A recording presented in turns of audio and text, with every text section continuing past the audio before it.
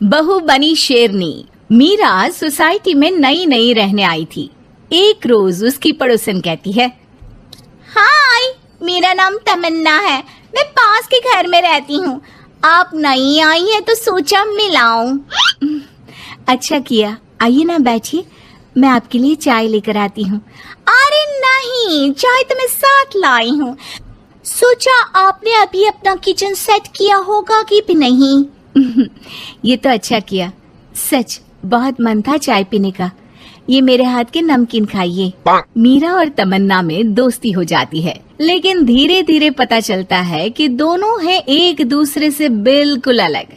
एक दिन दोनों पार्क में घूम रही थी कि एक लड़की मीरा को देखकर कहती है, कैसे रंग की साड़ी पहनी है, एक तो इतनी गर्मी, ऊपर से चटक रंग, कितनी गवार दिख रही है ना ये पीली साड़ी वाली। हाँ, और बाल भी कैसे उड़े उड़े हैं। तमन्ना को गुस्सा आ जाता है। हाँ, तो उसके उड़े हैं ना, तुम लोगों को क्यों जलन हो रही है? और रहा सवाल साड़ी के रंग का, तो जरा फैशन सेंस ऑन करो। इस समर ये रंग ऑन फैशन है, समझी? वो दोनों लड़कियां तमन्ना से लड़ने आ जाती हैं कि अरे छोड़ ना, जी रहने दीजिए। हाँ, सही कह रही हैं, खराबी तो है मेरे बाल और साड़ी, आप प्लीज जाइए यहाँ से। अरे क्यों इतना स्वीट बनती है तू सबसे? हर किसी को जवाब दिया करना। अरे क्या करना है, वो बुरा बोल रहे हैं तो अपना मुंह भी खराब कर ले क्या? ऐसा नहीं होता है, किसी की बुरी बात सुनने का मतलब है कि वो लोग सही बोल रहे थे। अरे किसी के बोलने से क्या होता है, हम क्यों अपना मुंह खराब करें? खैर, मीरा शांति से रहती, बच्चों को देखती, खिलाती। उसका पति काम के सिलसिले से हमेशा बाहर ही रहता था, तो वो कोशिश करती कि उसके बच्चों को किसी भी चीज की कमी ना हो। एक रोज सास कहती है, अरे सारा दिन बच्चों में लगी रहती है। पता है बेटा यहाँ नहीं रहता मेरा, लेकिन मजाल है कि ये मेरा ख्याल रख ले। माफ करिए माँ जी, वो मयंक को स्पीच थेरेपी दिलाने ले गई थी, मैं अभी आपकी चाय बना देती हूँ। अरे चाय नहीं चाहिए, चाय पिला पिला कर मार दे तू। तेरे बाप ने बोला था कि शादी के वक्त 2 लाख देने के लिए, अभी तक 1 लाख दिए हैं, बाकी के पैसा कब देगा? बच्चे हो गए लेकिन दहेज पूरा नहीं दिया। माँ जी, वो पैसे उन्होंने मयंक के पापा को बिजनेस लगाने में जो मदद की थी ना, उसमें दे दिए थे। अरे वाह जी वाह, उसमें तो देना ही पड़ेगा ना, वो तो अलग से पैसे थे। तू रोज खाती है पीती है, उसके पैसे कहाँ से आएंगे? और ये तेरे बच्चे। तभी मीरा को गुस्सा आ जाता है। वो सास को आंख दिखाती है और सास कुछ सोचकर वहाँ से निकल जाती है। तभी वहाँ मीरा की दोस्त आ जाती है। क्या कह रही थी? कौन से पैसे ले लिए तेरे पापा ने? मीरा मुस्कुरा देती है। अरे वो पुराने लोग हैं ना, अपने तरीके से सोचते समझते हैं, छोड़ ना।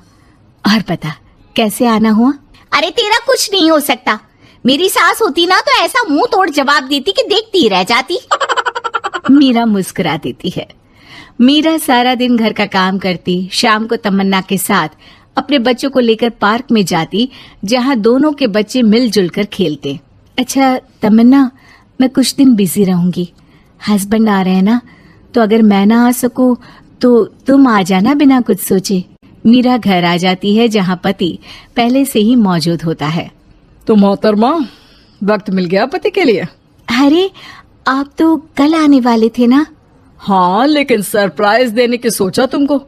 कहाँ गए थे बच्चों के साथ? अरे बस पार्क तक गई थी, बच्चों को खिलाने के लिए। वैसे अगर आपने सरप्राइज नहीं दिया होता तो मैं कुछ स्पेशल बनाती आपके लिए। अरे तुम्हारे हाथ की तो सिंपल दाल भी स्पेशल होती है। कुछ भी बना लो मीरा। मीरा का पति उससे बहुत प्यार करता था, वो उसे समझता था, लेकिन कभी कभी उस पर गुस्सा भी हो जाता था। अरे घर पर कोई है? कहाँ है मीरा? तभी तमन्ना के कान में मीरा के पति की आवाज आती है। यार बच्चे बच्चे, हमेशा तुम्हारा ध्यान बच्चों पर रहता है। चलो ठीक भी है, लेकिन मेरा भी तो सोचो। तुम्हें कौन सी शर्ट साफ करने को कहा था और तुमने कौन सी कर दी? यार पता नहीं ध्यान कहाँ रहता है तुम्हारा। जरा सी भी स्मार्टनेस नाम की चीज नहीं है, न बोलना आता है न समझना। मुझे आपने सफेद शर्ट साफ करने को कहा था, ये सफेद ही तो है। अरे पागल औरत, मुंह से सफेद निकल गया होगा, ये नीली करनी थी। लेकिन तुम खुद की अकल लगाओ तब ना पता चले कि कौन सी करनी है। तमन्ना बाहर खड़ी सब सुन रही थी। उसने वहां से निकल जाने में ही भलाई समझी, लेकिन अगले रोज पार्क में। देखो, मुझे गलत मत समझना, मैं ये नहीं कह रही हूँ कि तुम अपने पति से लड़ो या उसका मुंह तोड़ दो, लेकिन अपनी बात रखना तो सीखो। जमाना ऐसा नहीं है कि कोई किसी को कुछ भी सुना दे और अगला चुप रहे। चुप रहना ठीक है, लेकिन एक लेवल तक। मैं समझ रही हूँ तमन्ना, लेकिन मेरा नेचर कभी रहा ही नहीं। हाँ, मुझे भी गुस्सा आ जाता है, लगता है गलती कहाँ है, पर समझ में ही नहीं आता कि बोलूं क्या। खैर, बात आई गई हो जाती है। एक दिन मीरा के घर में बैठ तमन्ना और मीरा चाय पी रहे होते हैं कि वहां मीरा का बेटा रोते हुए आता है। मीरा घबरा जाती है। क्या हुआ बेटा? बेटे का रो रो कर बुरा हाल होता है। वो सिसकियां भर रहा होता है। क्या हुआ बेटा, कुछ तो बताओ। तभी पीछे से मीरा की बेटी भी आ जाती है। क्या हुआ भाई को बेटा? माँ, नीचे एक अंकल ने उसकी हंसी उड़ाई, उसे तोतला बोला। मीरा को बेटी की बात सुनकर गुस्सा आ जाता है। वो दौड़कर पार्क में बेटी के साथ जाती है। तमन्ना भी मीरा के पीछे जाती है। कौन थे अंकल? हाँ, वो लाल शर्ट वाले।